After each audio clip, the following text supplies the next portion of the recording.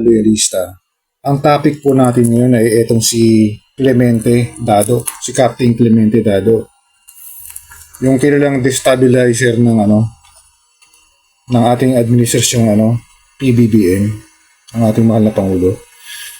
Eh, kasi grabe yung mga tirada niya Kasi may nabasa ako sa isang post sa Facebook dito kay Truth Matters sa page niya.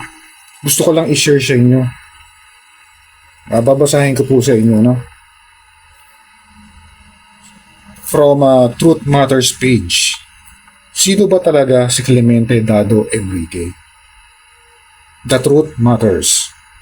Ang sinabi dito. Bilang isang retired service member, hindi ko masikmura ang kahihiyang dinadala ni Clemente Enrique sa aming mga nagsilbi sa bayan ng mahigit 2 dekada at nagretiro sa edad na 56. Kaya itong post na ito ay para sa aking mga opinyon bilang isang retiradong sundalo. Sariling opinyon po nito itong si Truth Matters page. Sabi niya, number 1, resigned or retired. Si Clemente Enrique, kilala bilang Dado o E-King, ay yung palang natawag sa kanya, Dado or E-King, ay hindi retired army captain, kundi isang resigned army captain. Magkaiba pala yung retired tsaka resign. Yun ang pinupunto niya rito. Patuloy po natin ang pagbasa. Ano ba ang pinagkaiba ng retired sa resign? Ang isang retired military officer ay nakakumpleto ng at least 20 years of service or nag-avail ng optional retirement. Yun. Pag nag-retire ka pala, kailangan makumpleto mo yung 20 years of service at nag-avail ka ng optional retirement. Tuloy po natin. O di kaya ay nag-retire sa mandatory retirement ng age na 56. Ayun. So, dahil dito, hindi dapat tinatawag na retired army captain si Clemente Enrique. Yun ang point niya. Hindi tinatawag dapat na retired army captain si Enrique. Dahil hindi niya nabuo yung 20 years Tsaka hindi siya nag-avail ng optional retirement. At hindi siya umabot ng 56 years of age bago siya nawala sa serbisyo. So, sinasabi niya rito, hindi siya dapat tawagin na retired army captain. Tuloy po namin. Number 2, political blogger or paid influencer. Yan na nga. Yan kasi mga DDS niyon ganyan Mga dating solid supporter ni BBBM. Biglang tumambling. Nabayaran. Hindi masyadong gahaman sa korta. Ganun yung mga iba Hindi makontento. Walang kontento. Tuloy po natin yung ating binabasa. Number 2, political blogger or paid influencer. Napansin nyo ba ang mga video ni Clemente, Pinoy Survivor? Enrique ay mayroong mga ads o advertisement. Ito ay dahil monetize channel niya, kaya maaring siya ay kumikita mula dito.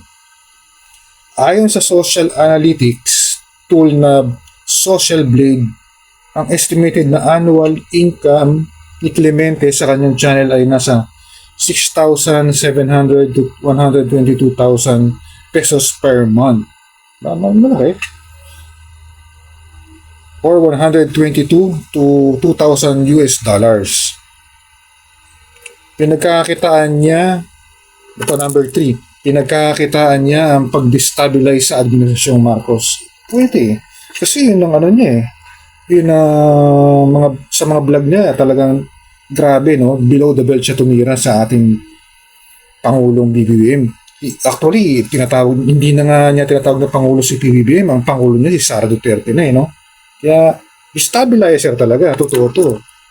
Tatuloy po natin, Yung number 3, pinagkakitaan niya ang pag-destabilize sa administrasyong Marcos.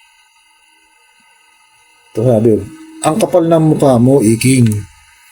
Sa mga video mo sa channel mo, hinahayat mo pa ang graduation ng PMA 83 kung saan kasama si President Marcos Sr. noong nag-trooping line kayo.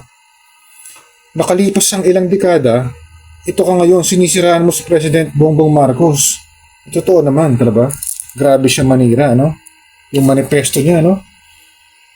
Eh, ilan lang yata silang pumirma ron, tapos sasabihin niya, marami. Tuloy ko po, ano?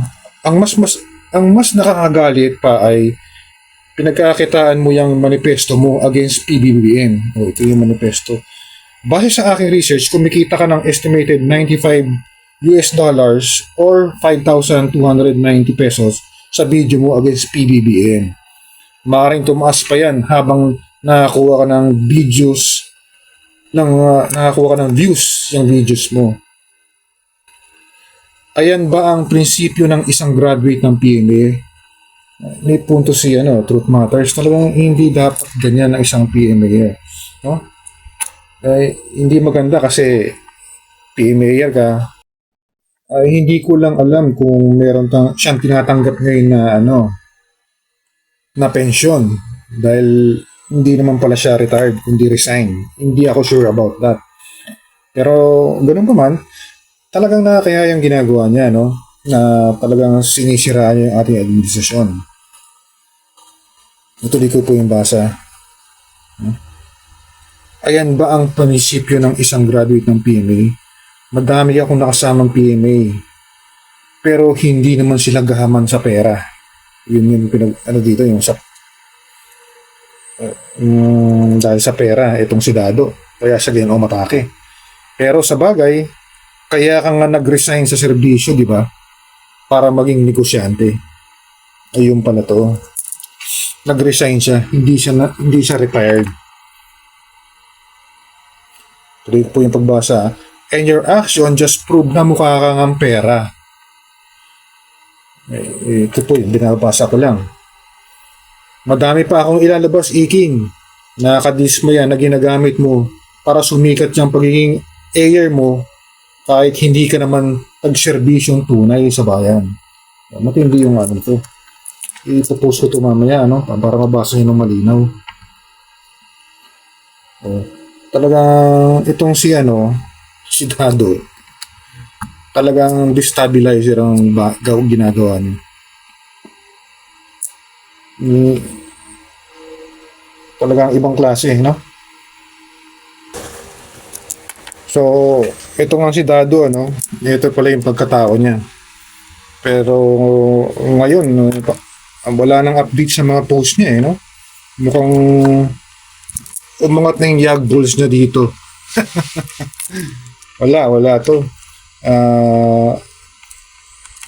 Maingay na lata lang tong si Dado, no? Nakakahiya yung ginagawa niya talaga sa paglaban sa ating administrasyon. Talagang hindi kaaya-aya yung kanyang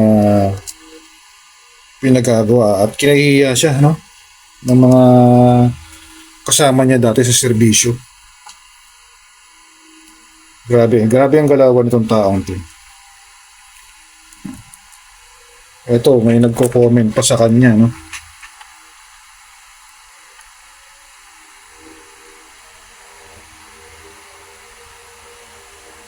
Captain Clemente Dado Enrique Jr., PMA Class 83. We will wait for you at the Senate hearing. Sa presinto ka na magpaliwanag. Hanggang dito na lang po mga kaloyorista. Hanggang sa muli po. Ito po ang inyong lingkod, si Boy Misterio.